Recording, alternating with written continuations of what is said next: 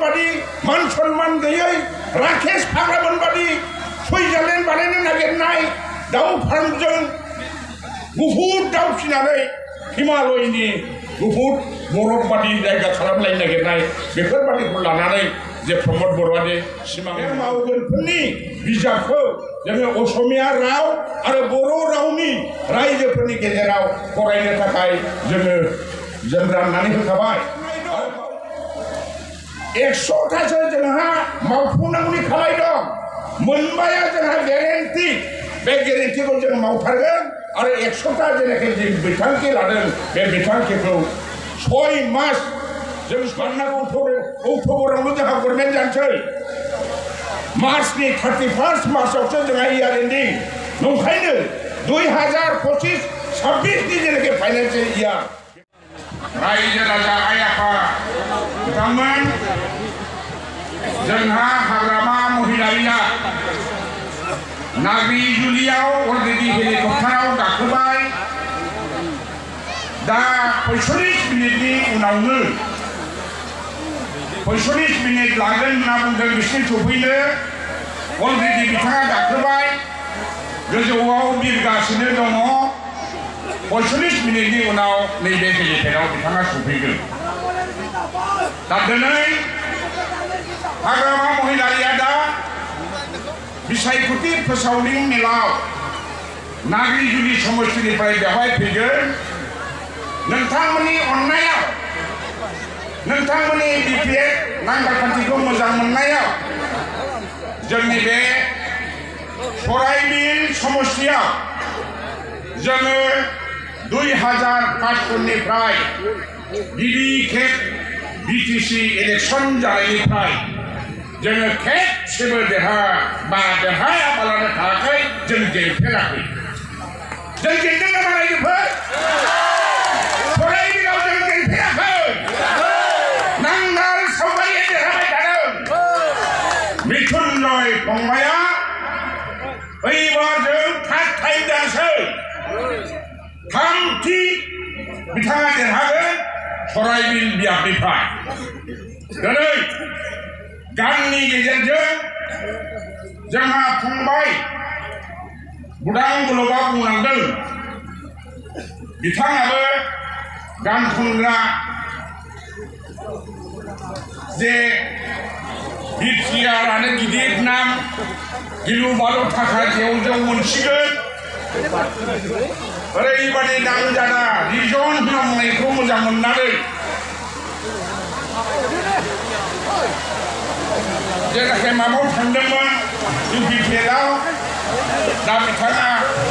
बिथांमोननि जे थगायनाय प्रमद बर'नि थगायनाय प्रमद बर'नि फोथाय खेबस' दैदेननाय बे दैदेननायखौ गाज्रि मोननानै दिनै फिन हाग्रामा महिलारिनि दैदेननाय बिपिएफ राजखान्थि दोलोआव बिथाङा फैफिनबाय रायजो राजाफोर जोङो मिन्थिगौ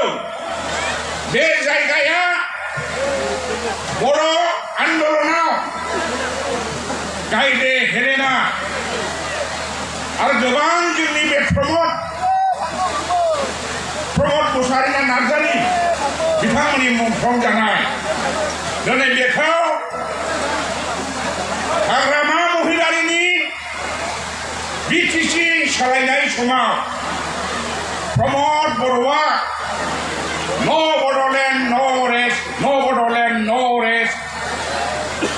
बर' रायजो मोनाबा जों गोजोना होननानै रायजो राजाखौ थगायनानै बड'लेण्ड रायजो बिनानै आर्टिफिशियेल आन्दलन हाइरड बेंखानाय मा बेंखानानै बिथांमोनहा फोथाय खेबस' मावदों रायजो राजाखौ थगायदों बिथांमोननि आन्दलनानो थगायनाय आन्दलनखामोन हाग्रामा महिलारिनि दैदेननाय आन्दलनाव बड'फा उपेन्द्र ब्रह्मनि दैदेननाय आन्दलनाव खुनु बर' मानसि हाथे बाजार लामा सामा थानानै आन्दलन खालामनो हायाखैमोन पुलिसनि लावथि गोलैदोंमोन टियार गेस गावजादोंमोन गोथां गोथै खालामजादोंमोन गाथार जादोंमोन जोथार जादोंमोन गोबां अनाथार बिनाथार खालामजादोंमोन खिन्थु बिथांमोननि आन्दलना मामोन हाइरडआव पुलिस लानानै फिथा दखान होलायनानै मोसाग्रा दल लालायनानै कारिगाव बादि हाइरडआव हाइरड बन्द खालामोमोन बे आन्दलना आसल नखल थायो नङा होमबा बेखे आन्दलन नामा जोंनि आन्दलनाव पुलिसा होसोयो बिथांमोननि आन्दलनाव पुलिसा बेंनानै फैयो ओंखायनो प्रमद बर'आ थगायसुला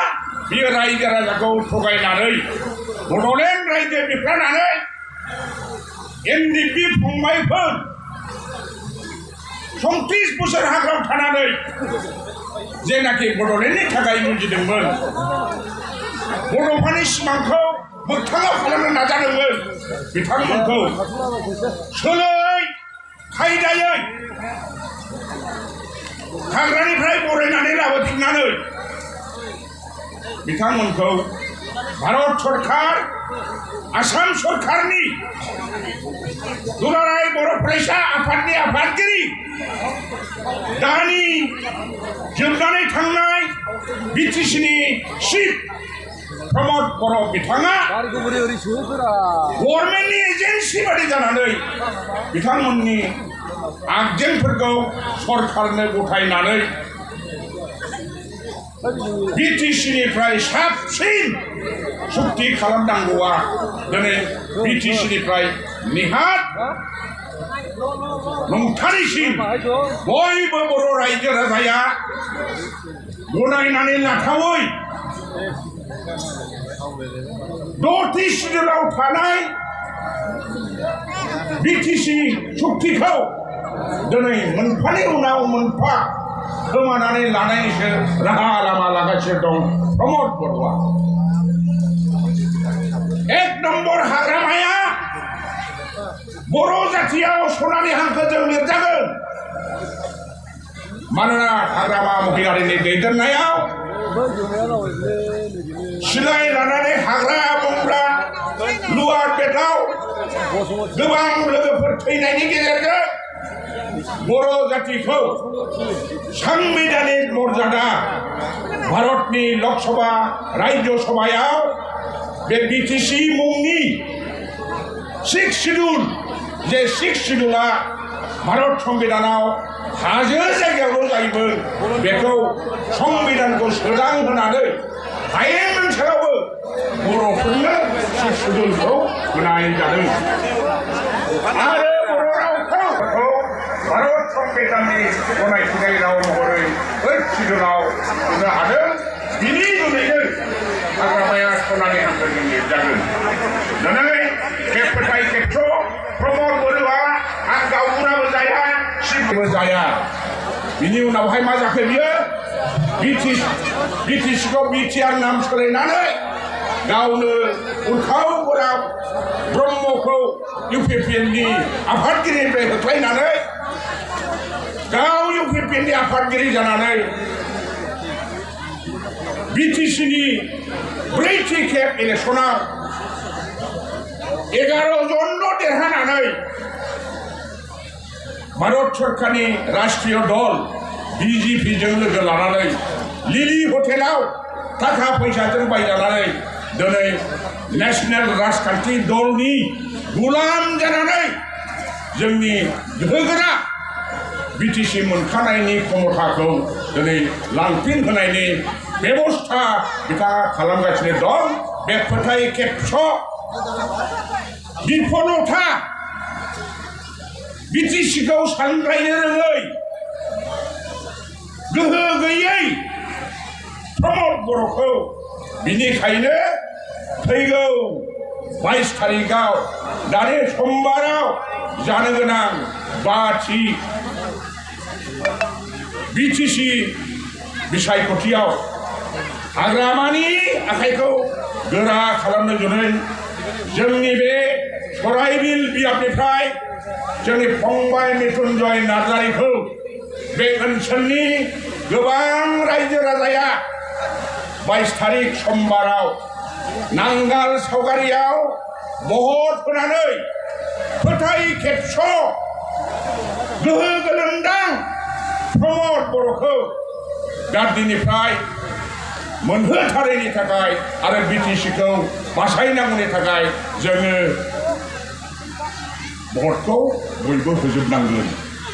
जोंनि ओंखायनो जोङो बुंदों एबारनि जोंनि मेन उद्देश्यआनो जादों बिटिसि बासाव प्रमद बर' हटाव, प्रमद बर' हटाव, बिटिसि बासाव, प्रमद बर' हटाव, बिटिसि बासाव।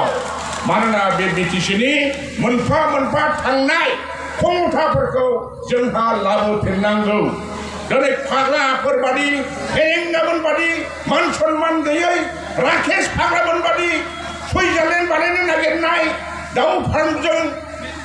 गुफुर दाउ फिसिनानै हिमालयनि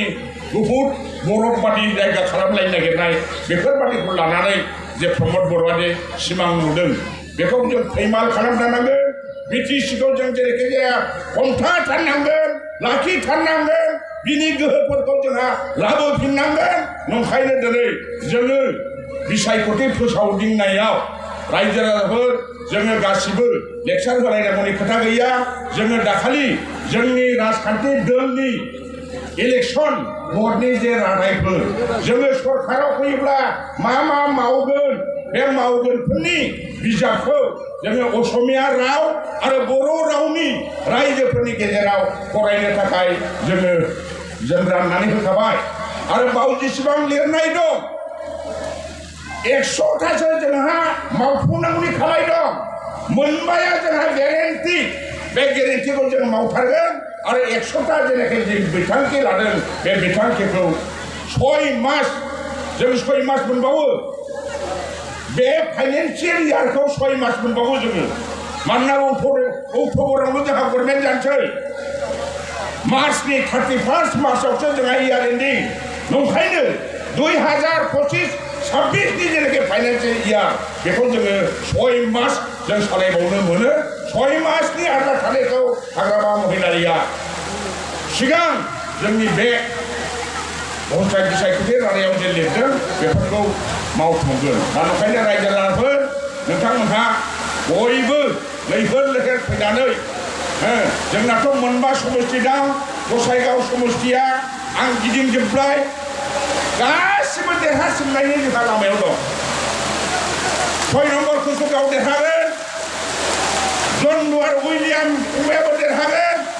मृत्युंजय नार्जारियाबो देरहागोन, गुमानि एन्टासारि बेबो देरहागोन, श्रीरामपुरनि मुखलेश्वर रहमान बिथाङाबो देरहागोन। जोङो गसाइगावनिफ्राय 7 बिजाथिखौ जोंनि गसाइगाव महकुमानि सिङाव थानाय गसाइगाव जिल्ला बिपिएफनि सिङाव थानाय जेसेबां बिपिएफ हानजाफोरनि सोद्रोमाफोर दङ, भटारफोर दं, आइ आफा बिब' बिनानावफोरखौ आं खावलायदों 22 तारिखआव बे बेसेन गोसा भटखौ नांगाल सावगारियाव होनानै जाहाथे हाजार हाजार भटनि बेब'स्थायाव मृत्युंजय नार्जारिखौ देरहाहोयो बेखौनो खावलायनानै आङो दिनैहाय हाग्रामा फैनायनि सिगां